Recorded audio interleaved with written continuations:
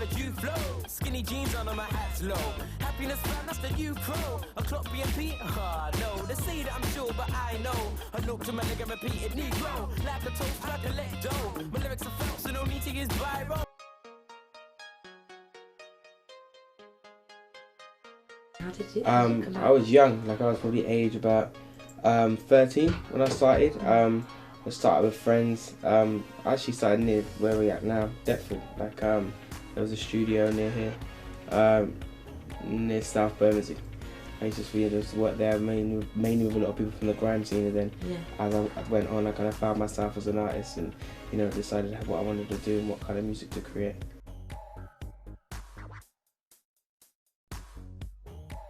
No, it was good. Like it was good to I gained a lot of experience there, especially social skills in terms of being around a lot of people that had the same kind of ambition and the same drive. So it kind of made you want what you wanted a lot more, and you felt like you have to work twice as hard because of the competition that you were surrounded by. Yeah. But I didn't do music there. I did more the acting and musical theatre stuff. It was good. But for music purpose, I didn't do music there. But as an experience, it was nice.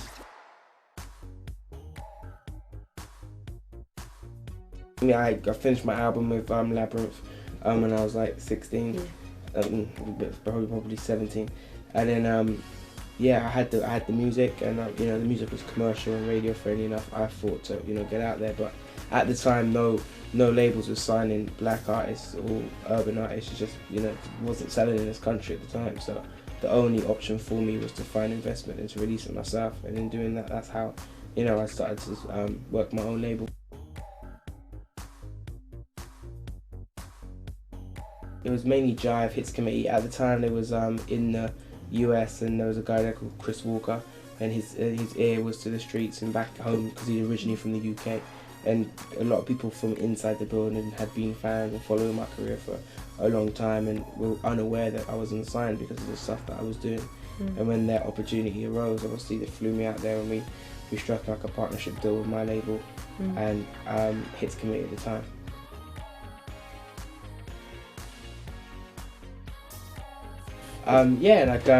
Obviously I still worked with Hits Committee, and I still work with a lot of the team from there, but we may be changing the distribution outlet in the US to a different label, which we're trying to sort out at the moment.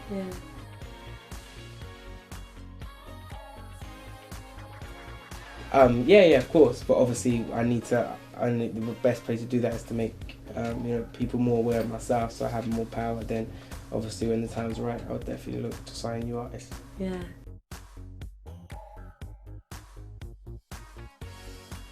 Yeah, definitely films. I don't know about like theatre, like the Lion King's very different to like most like musicals. Like it's very much more very African based, it's more cultural. But so I probably wouldn't do like musical theatre stuff, but in terms of films, like most definitely in the future.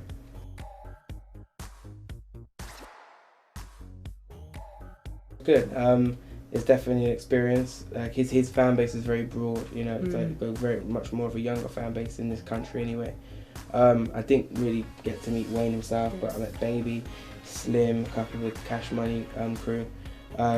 Became good friends with his tour manager, and went back recently just to meet up with him because he's now Drake's tour manager. And I went with them to a couple of dates in Europe, which was nice.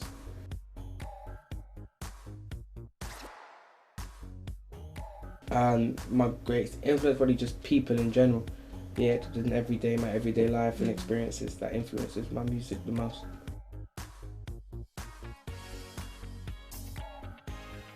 Definitely, because obviously now time's gone on. Like Labyrinth, you hear his sound is now influencing the charts. Like top 5 at one point was all like Professor Green's track, Tiny Temper's track, Labyrinth track, which is all it's very similar sound and was produced by the same person. So I definitely think that I was definitely ahead with crossing over genres and crossing over my style with the commercial sound.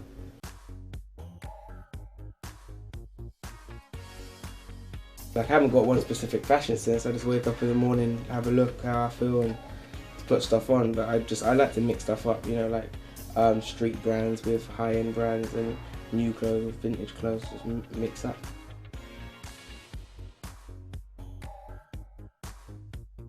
Yeah, definitely. I'm gonna release a mixtape soon. That's I've put together a mixtape, which again is quite commercial for a mixtape, but there are a lot of tracks on there which show my potential and my rap skills.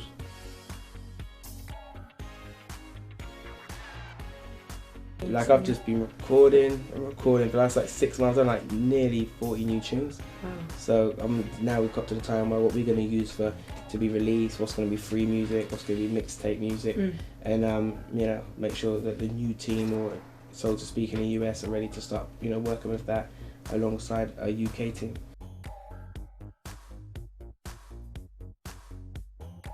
Yeah, probably end of 2011, 2012 for a new album, but meanwhile before that I'll constantly be putting out music and, you know.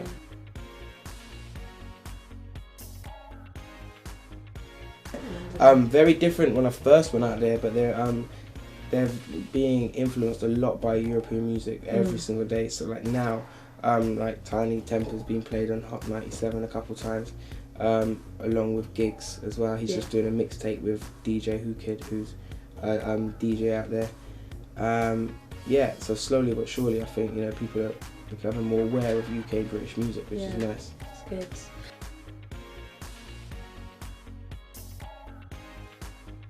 Upcoming acts, yeah, like in terms of the States, there's a lot of rappers that are coming up, like Mac Miller, Wiz Khalifa. He's about to, I think, do big things in the US with his album that's coming out soon. Into the UK, Ed Sheeran is my boy. I've done a couple tracks with Ed, been friends with him for a little while. I think he's like hopefully going to release his album at some point this year, and you know, he's an extremely talented guy.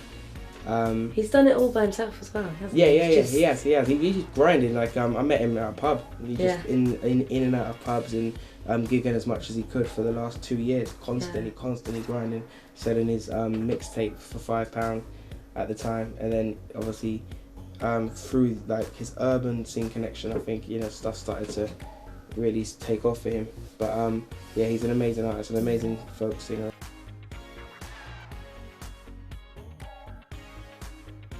Dream collaboration, Prince probably, and Andre 3000. Yeah. Why is that? I just think he's dope. Incredible MC, incredible artist. He just has everything in terms of a package for an artist, and he influences me a lot as well.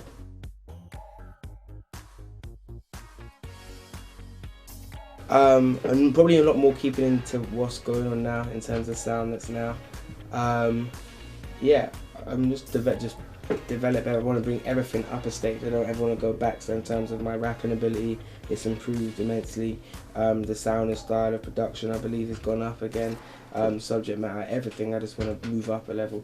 So yeah, so very similar to keeping what Master Shortie stands for, but up a level, I'd say. Look, when I asked you to feel me, not the artist, the real me. And if you don't give an answer, I could tell that you're guilty. Deep down, I thought you was out to please me. I'm not a nigga with attitude, I'm easy. Exposed, I hope you see me, cause I'm coming out of my shell. And I'm not gassed, I can see you lying to me. And I'm on that, I'm not a waste man, it's not that. It's just everything about you was right and I want that. Him on the right train, I'm on the wrong track. I'm bringing it back, bringing it back. I'm bringing it back to them old school days. Cause you know how we do it, baby. Hey, yo, listen, let's take it back to the 80s. Dirty dancing, Patrick Swayze. Star was crazy back in the day, nothing fazed me. Why? I wasn't even alive. I saw the 80s through my mother's eyes. Your flow's too weak, like 14 days before the stage, the fame today. I'm bringing it back, bringing it back. I'm bringing it back to them old school days. Cause you know how we do it, baby. You don't like my star, I'ma run with that. I'ma keep it old school like Thundercats. That's enough of that, let's save that for another track.